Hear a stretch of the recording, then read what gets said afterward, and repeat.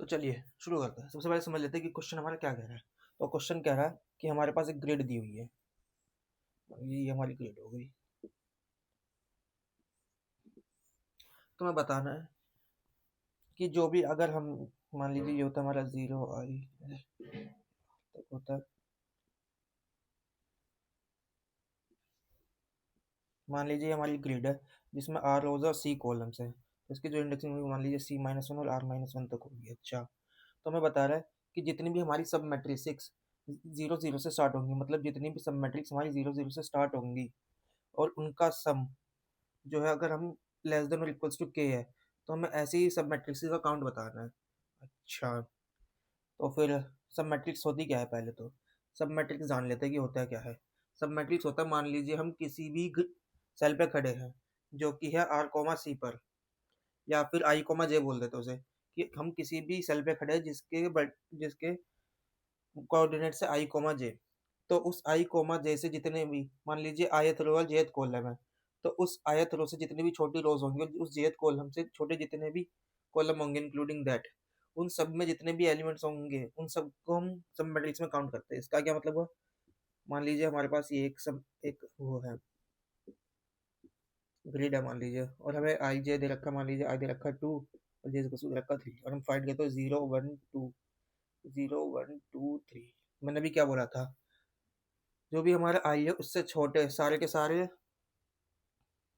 क्या, उससे सारे के सारे छोटे हमें वो चाहिए रोज। तो 0 2 से छोटी और उसके इंक्लूडिंग रोज कौन सी है, तो रोज है ये वाली, ये सारी रोज है हमारी। ठीक है, अब हमारा कॉलम है जे, तो हमारे कॉलम कौन से होंगे 0 1 2 एंड 3। तो एक तो हमारा ये वाला कॉलम हो जाएगा, ये वाला कॉलम हो जाएगा, एक ये वाला कॉलम हो जाएगा, और एक ये वाला कॉलम हो जाएगा। समझ ना। पर अगर हम ध्यान से देखें तो हमारा इंटरसेक्टिंग पार्ट कौन सा है, जिसमें दोनों आ रहा है, मतलब दोनों कंडीशन सेटिस्फाई हो रही है, जिसमें आई भी हमारा 0 1 2 हो और जिसमें जे भी हमारा 0 1 2 3 हो, वो है ये वाला पार्ट। समझ रहे ना, ये वाला जिसमें दोनों क्रॉस है, तो मतलब ये हमारी सब मैट्रिक्स हो जाएगी फॉर आई कोमा जे, और इसे नहीं लेंगे हम। अच्छा, तो ये मान लीजिए ये हमारी सब मैट्रिक्स हो जाएगी। समझ आ गया ना मैट्रिक्स सब मैट्रिक्स क्या होता है। अब वैसे ही मान लीजिए बस ये होता, हमारे पास आई दिया होता 0 और जे दिया होता मान लीजिए 2, तो हमारी सब मैट्रिक्स इतनी बनती। तो हमारी जे क्या है, हमारी ऊंची 0 लेस देन ये, और ये ऊंची हमारी यहाँ तक, तो ये हमारी सब मैट्रिक्स बन जाती। समझ ना। ऐसे अगर मान लीजिए आई दिया होता 2 और जे दिया होता 2, तो क्या होती है सब मैट्रिक्स, बस सब मैट्रिक्स हो जाती है बस इतने वाली। सॉरी, आई और जे 2 दिया ना तो यहाँ तक हो जाती, ये बड़े वाला पार्ट हमारा, ये नहीं। मुझे ना सब मैट्रिक्स क्या होता है, बस हमारा इतना सा क्वेश्चन है। हमें उन सारी सब मैट्रिक्स का काउंट बताना है जिनका sum less than or equals to के है। अच्छा, तो इसे हम कैसे कर सकते हैं।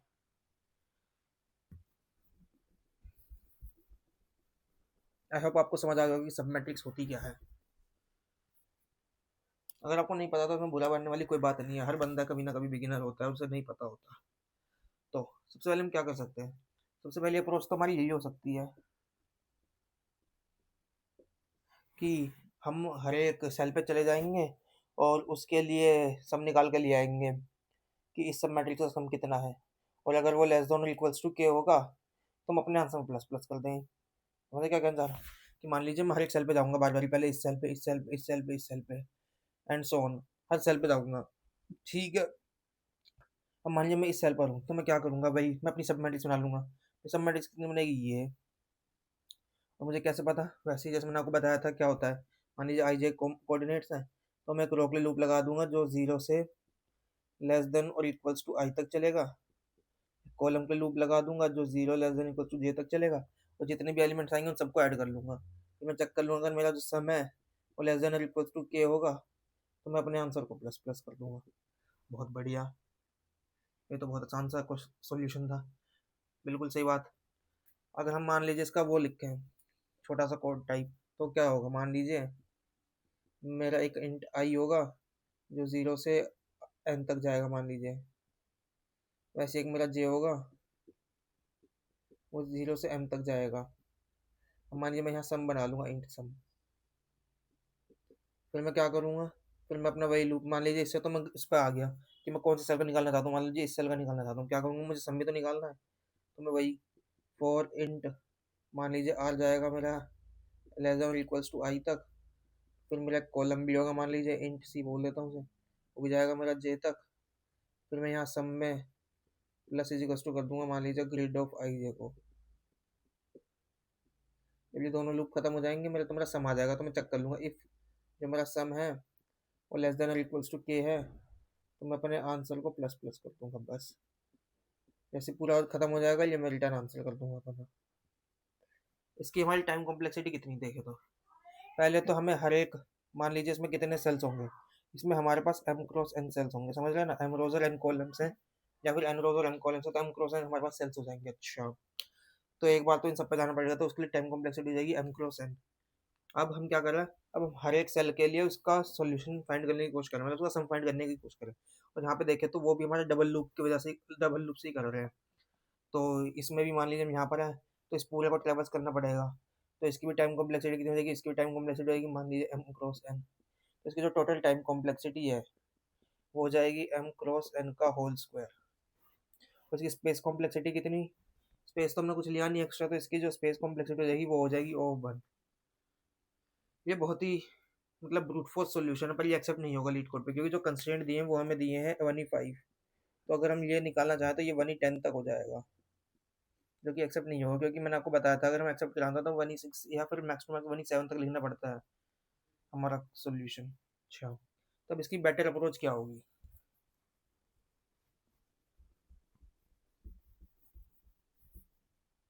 मान लीजिए मैं इस अप्रोच टू बोल देता हूँ, और ये हमारी मोस्ट ऑप्टिमल होगा।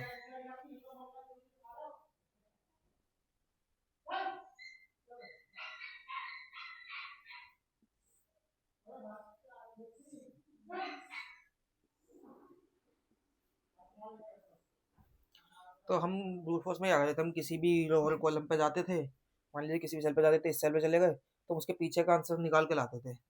अच्छा, पर अगर ऐसा हो, समझ रहे हैं ना, मैंने आपको क्या बोला था कि मान लीजिए मैं आयत रो और जैद कॉलम तक का चाहिए, मान लीजिए पहले खाली रो देख लेते हैं, मान लीजिए ये है, अगर मेरे पास ऐसा हो कि मेरे पास इसका सम पहले से हो, समझ रहे हैं ना, तो मैं क्या कर सकता हूँ, अगर मेरे पास इसका सम हो तो मैं डायरेक्टली इसका सम तो ऐड कर लूंगा अपने भी उसमें, मान लीजिए मैं इसको कुछ बोल देता हूँ, इसका सम निकालना मुझे इस ग्रिड का, तो मान लीजिए मैं यहाँ सम ही बोल देता हूँ डायरेक्ट, तो मैं क्या कर सकता हूँ, मैं इसका सम इसमें ऐड कर सकता हूँ, समझे ना। और ये क्या चीज़ है, ये मान लीजिए मैंने किसी में स्टोर करा लूँगा, मान लीजिए टेम्प नाम दे देता हूँ उसे, तो ये क्या होगा, temp of I minus one और जे हो जाएगा, समझ रहे ना। इससे मैंने क्या करा, जिस जे तक मैं जा सकता हूँ उसमें, उससे पहले वाली रोज का सारा सम ऐड कर दिया मैंने। हम यही तो कर रहे थे कि जितनी भी मेरी less than or equals to आई वाली रोज होंगी और less than or equals to जे वाली कॉलम्स होंगे, उन सबको हमें ऐड करना था, तो इससे हमने क्या करा, उससे हमने आई माइनस वन तक की सारी रोज का ऐड कर लिया। अच्छा, अब मान लीजिए अगर मेरे पास इसका भी सम होता, समझ रहे ना, अब मैं इसको हटा देता हूँ ताकि आपको ढंग से दिखे कौन से वाले की बात हो रही है।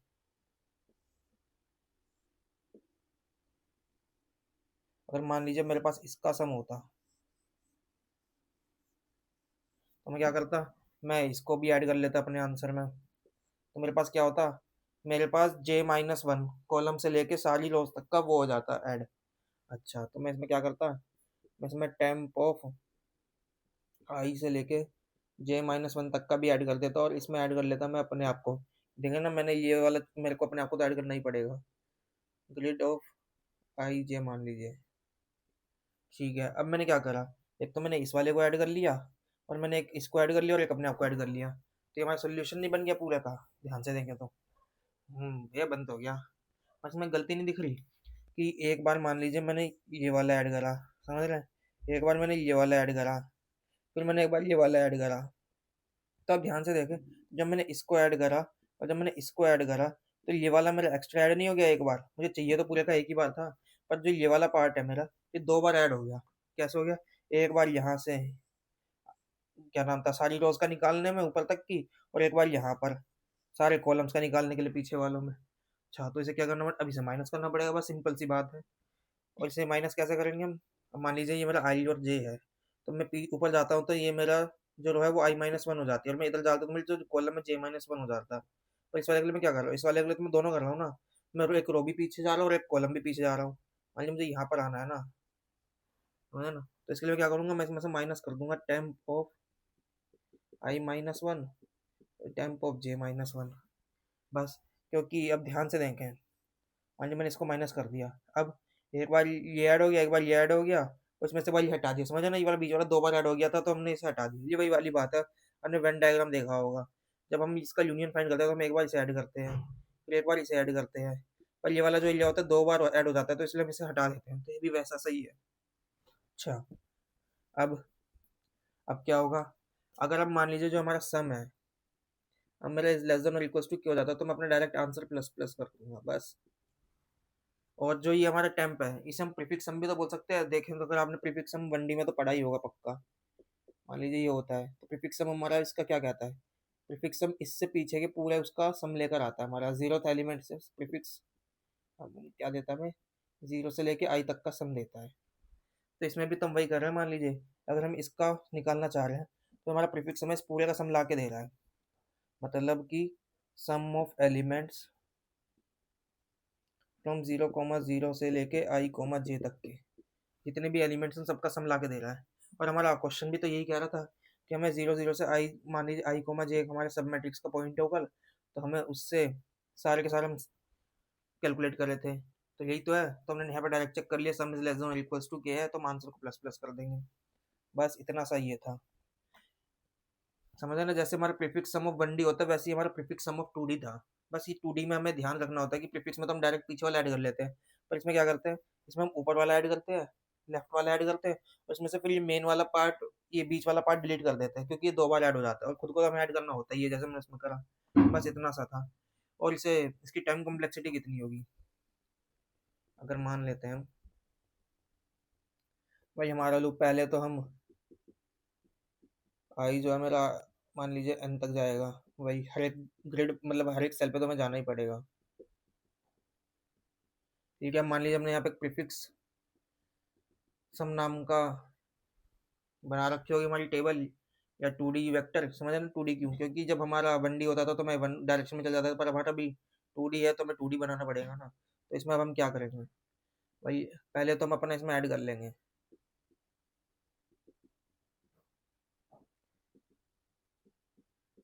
मान लीजिए इसमें खुद को ही ऐड कर लिया, समझे ना क्यों, क्योंकि खुद को तो मुझे ऐड करना ही पड़ेगा ये वाला पार्ट। अब मैं क्या करूँगा, अब मैं चेक कर लूँगा अगर मेरा 0th कॉलम नहीं है, if I is greater than 0 है मेरा, समझ रहे ना, क्योंकि हम इसमें क्या कर रहे थे, हम प्रीफिक्स ऑफ I-1 और इसको ऐड कर रहे थे, देखो इस वाले पार्ट को मान लीजिए ऐड करना है मुझे, मतलब मैं इसे मिटा देता हूँ, दोबारा बना देता हूँ।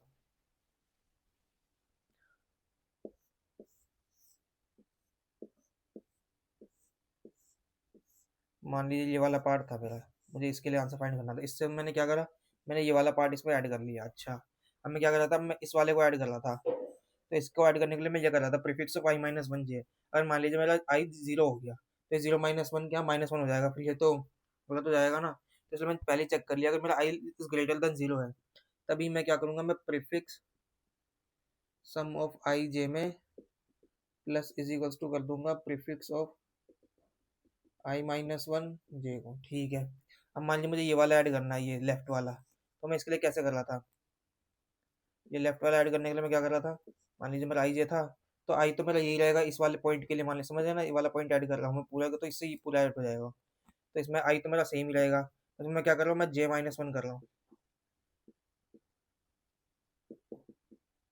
भाई। अब इसके लिए भी वही चक्कर लगेंगे, अगर हमारा J is less sorry J greater than 0 होगा, क्यों, मान लीजिए J 0 हुआ और मैं -1 कर रहा हूँ, तो ये नेगेटिव हो जाएगा ना, पर नेगेटिव इंडेक्स थोड़ी होते हैं हमारे पास, तो यही कर लेंगे हम दोबारा से, प्रीफिक्स ऑफ I, J में प्लस इज इक्वल्स टू कर देंगे प्रीफिक्स ऑफ I, J-1। बहुत बढ़िया, अब हम क्या कर रहे थे, अब हमने ये वाला ऐड कर लिया और ये वाला ऐड कर लिया, वही अब हमारा ये दो बार ऐड हो गया तो इसे माइनस करना पड़ेगा, इसको क्या कर रहे थे हम यहाँ पे जा रहे थे इस वाले पॉइंट पे, यहाँ पे कैसे जाएंगे, I-1 और J-1 करके, वही if I is greater than 0 and J is greater than 0, तो हम वही करेंगे prefix of I, J minus is equals to prefix of I minus one J minus one, बस इतना सा था। और हम यहाँ पे चेक कर लेंगे, अगर मेरा जो प्रीफिक्स ऑफ आई जे है अगर वो less than or equals to के है, तो मैं क्या करूँगा, अपने आंसर को ऐड कर दूँगा, अपने आंसर को इंक्रीमेंट कर दूंगा कि मुझे एक और सब मैट्रिक्स मिल गई है। बस जैसे ये पूरा हो जाएगा मैं बाहर निकल जाऊंगा, रिटर्न कर दूंगा आंसर, बस इतना सा काम था। अब हम इसकी टाइम कॉम्प्लेक्सिटी और स्पेस कॉम्प्लेक्सिटी देखें तो क्या कितनी आएगी। उसकी टाइम कॉम्प्लेक्सिटी देखें हम, तो हम हर एक सेल पे एक बार तो ट्रेवल्स कर रहे हैं, तो उसके लिए हो जाएगी हमारे पास एम स्टार है। अच्छा, पर अगर हम उसके बाद देखें तो हम कुछ कर ही नहीं रहे, बस हम कुछ प्लस माइनस ऑपरेशन चेक कर रहे हैं, वो भी इफ के अंदर। उसकी टाइम कॉम्प्लेक्सिटी कितनी होती है, उसकी तो ऑफ वन होती है। ओके, और स्पेस कॉम्प्लेक्सिटी, अगर हम स्पेस कॉम्प्लेक्सिटी देखें तो हमने प्रीफिक्स सम स्टोर करने के लिए ग्रिड बनाई होगी एम क्रॉस एन की, समझ रहे हैं ना। इसमें एम क्रॉस एन एलिमेंट्स है, तो उसे स्टोर करने के लिए भी तो हमें एम क्रॉस एन एलिमेंट्स की बनानी पड़ेगी। अच्छा, तो मतलब जो हमारी स्पेस कॉम्प्लेक्सिटी है वो इसमें हो जाएगी ऑफ एम स्टार एन। बस ये इसकी स्पेस कॉम्प्लेक्सिटी टाइम कॉम्प्लेक्सिटी है। जो हमारी ब्रूट फोर्स अप्रोच थी उसमें हमारा टाइम ज़्यादा लगा था पर स्पेस बिल्कुल नहीं लग रहा था, पर जो हमारी ऑप्टिमल सोल्यूशन है उसमें स्पेस और टाइम दोनों लग रहा है। पर ये ट्रेड ऑफ चलता ही रहता है, हमें कहीं ना कहीं कुछ ना कुछ ट्रेड ऑफ करना ही पड़ता है। आइए अब इसे कोड करके देख लेते हैं। तो चलिए शुरू करते हैं हमारे कोडिंग वाले पार्ट से। सबसे पहले ब्रूट फोर्स अप्रोच का भी कोड दिखाई देता हूँ मैं आपको कैसा होगा। मान लीजिए हमारी अप्रोच बना ब्रूट फोर्स। अच्छा, मान लीजिए हमने अपने नंबर ऑफ रोज निकाल ली, वो कितनी है, वो हमारी ग्रिड डॉट साइज, और जो हमारा कॉलम्स होंगे वो कितने होंगे। ठीक है, अब मान लीजिए मैं अपना एक आंसर वेरिएबल बना लेता हूँ जो कि स्टोर कर लेगा। मैं कितनी सब मैट्रिक्स बना चुका हूँ। अच्छा, अब मैं हर एक उस पर जाऊँगा सेल पे।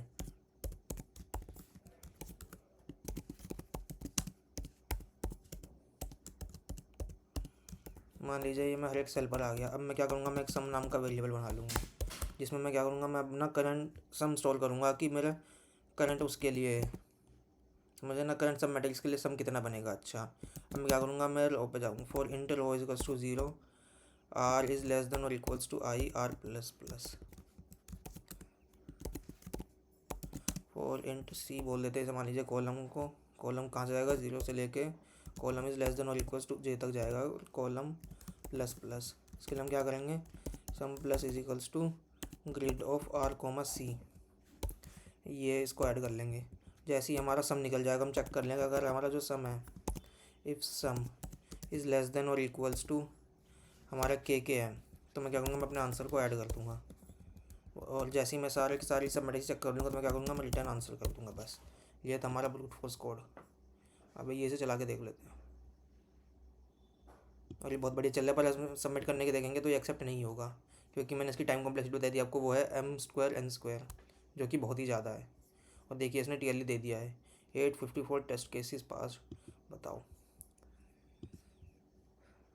चलो अब अपना ऑप्टिमल कोड करके देख लेते हैं कि क्या। हम मान लीजिए सबसे पहले हम एक वेक्टर बना लेंगे, जिसका मैं नाम रख देता हूँ prefix sum of N comma वही। अब मैं हर एक सेल पे जाऊँगा, अब मैं हर एक कॉलम पे जाऊँगा, मान लीजिए वही सेल पे चला गया मैं, आई होल जैसे J less than M J plus plus. ठीक है, अब मेरा क्या होगा, अब जो मेरा प्रीफिक्स सम ऑफ आई जे है उसमें हमें अभी करंट वाला एलिमेंट तो डालना ही है, ग्रिड ऑफ आई जे वाला। ओके, अब हम क्या करेंगे, अगर मेरा जो आई है वो ग्रेटर देन 0 है, समझे ना, अगर आई माइनस वन, या फिर मैं चेक लगा सकता हूँ मेरा आई माइनस वन जो है वो लेस ग्रेटर देन और इक्वल टू 0, हम ये लगा सकते हैं। तो मैं डायरेक्टली लगा देता हूँ, if I is greater than 0, तो मैं क्या करूँगा, मैं अपने प्रीफिक्स सम में, ये क्या हो गया, प्रीफिक्स सम ऑफ आई जे में मैं क्या करूँगा, मैं ऐड कर लूँगा अपने prefix sum of I minus one J को। ठीक है, वैसे ही अगर मेरा जो जे है वो ग्रेटर देन 0 है, तो मैं क्या करूँगा, अपने प्रीफिक्स सम ऑफ आई जे में ऐड कर लूँगा prefix sum of I comma J minus one को। अब वही कि हमें मान लीजिए यहाँ तक का बनाना था, इसको ऐड कर लिया, इसको ऐड कर लिया, पर अब हमें इस वाले को हटाना पड़ेगा ना, क्योंकि ये 2 बार ऐड हो गया होगा। तो कैसे हटाएंगे, वही चेक लगा कि if I is greater than 0 and J is greater than zero, तो मैं क्या करूँगा, मैं प्रीफिक्स सम ऑफ आई जे में से माइनस इज इक्वल्स टू कर दूंगा prefix sum of I minus one और जे माइनस वन को। ओके, अब मैं यहाँ पे चेक कर लूँगा, अगर जो मेरा प्रीफिक्स सम ऑफ आई और जे है, अगर वो मेरा greater than or equals to के है, तो मैं अपने आंसर में ऐड कर लूँगा, और जैसे ही मैं सारे के सारे सेल्स पे जाके उसका आंसर निकाल लाऊंगा तो मैं रिटर्न कर दूँगा आंसर। और ये अब हमारी अप्रोच 2 हो गई थी। अब रन करके देख लेते क्या चल रहा है। कंपाइलेशन एरर प्रीफिक्स सम, अच्छा ये स्पेलिंग गलत हो गई है, तो इसको मैं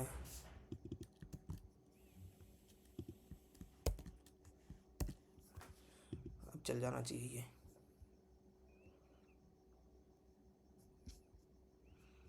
आउटपुट 2, सॉरी ये ग्रेटर देन थोड़ी, यहाँ पे लेस देन और इक्वल टू चेक करना था ना हमें ग्रेटर देन वाले थोड़ी चाहिए थे। बहुत बढ़िया, अभी से एक्सेप्ट करा के देख लेते हैं कि क्या एक्सेप्ट हो रहा है हमारा। और बहुत बढ़िया, ये हमारा पहली बारी में एक्सेप्ट हो गया है, देख सकते हैं। पहले वाला तो हमारा वो था ब्रूट फोर्स कोड जिसने टीएलई दिया था, मैंने आपको बताया था कि एक्सेप्ट वो नहीं होगा। और अगर आपको ये सॉल्यूशन और एक्सप्लेनेशन पसंद आई हो तो please like share and subscribe जरूर कीजिएगा। धन्यवाद।